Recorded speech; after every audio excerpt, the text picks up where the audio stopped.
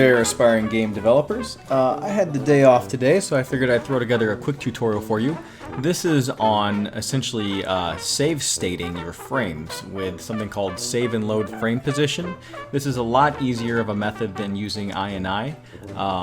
You still probably are going to need to use INI and maybe even arrays for certain things because this only works in with built-in stuff. You can't really use it directly with like the platform movement object, but we have a workaround, and so we are going to use it with a platform movement object.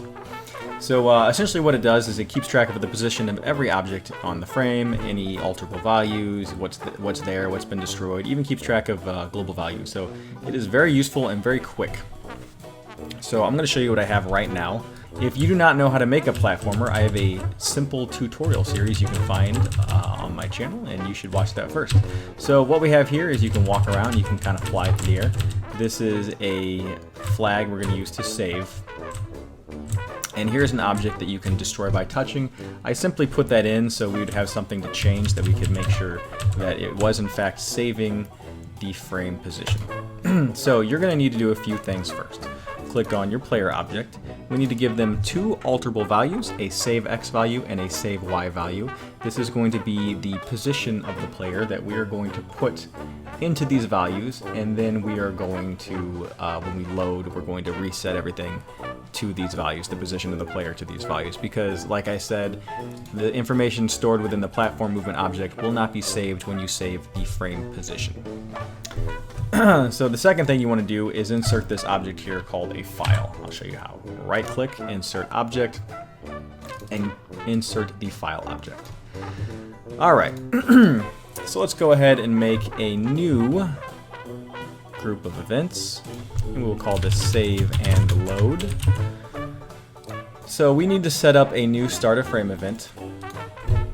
What we're going to do is find out if the file exists. If it does exist, we are going to load it. If it does not exist, we are going to create it. So insert another event, and this is going to be name exists. Type in APPPATH $. That is app path. What app path does is it makes the file selector look in the current directory of the application. +, bin, $, parentheses, frame. What that does is that is the name of the file we're looking for. It is inside the app path, and the name of it is bin $ frame. That is a binary file, and this is the number of the file which we are using frame for. And what frame is, whenever you type frame, it will just get the current frame number. So in our case, that would be 1. So it's finding out if it exists. If it does exist, we are going to run a loop called load, which we'll set up later. So start loop load. And that is where we're going to do our loading code. And we're going to run that one time. So go ahead and copy this.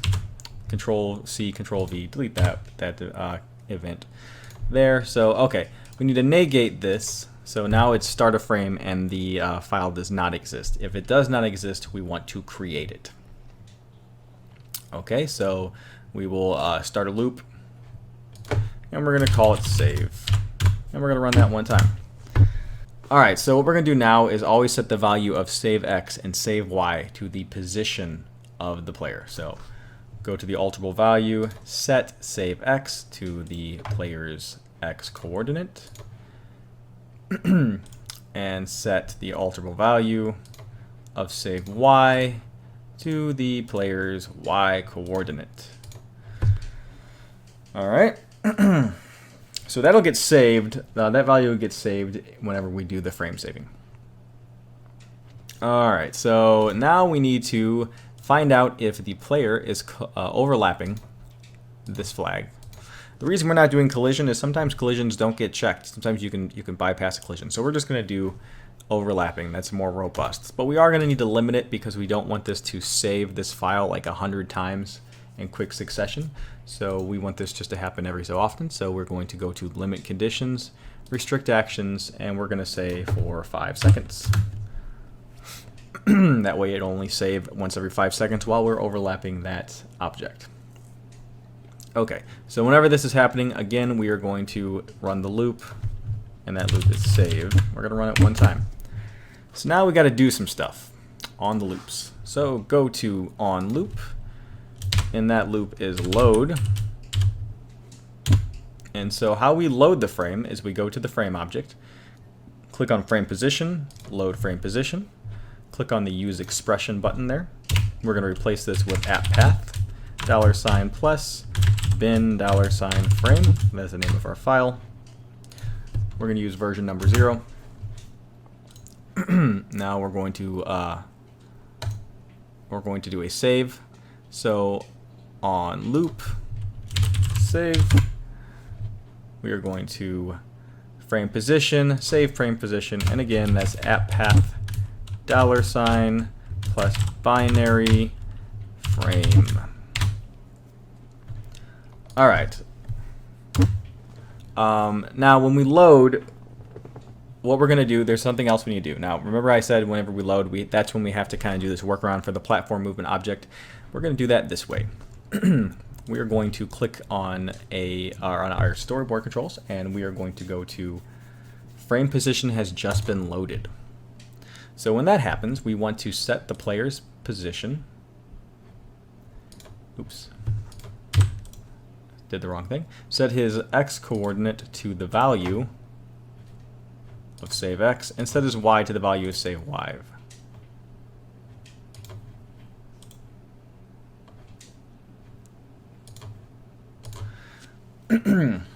All right. Then we need to set the object again.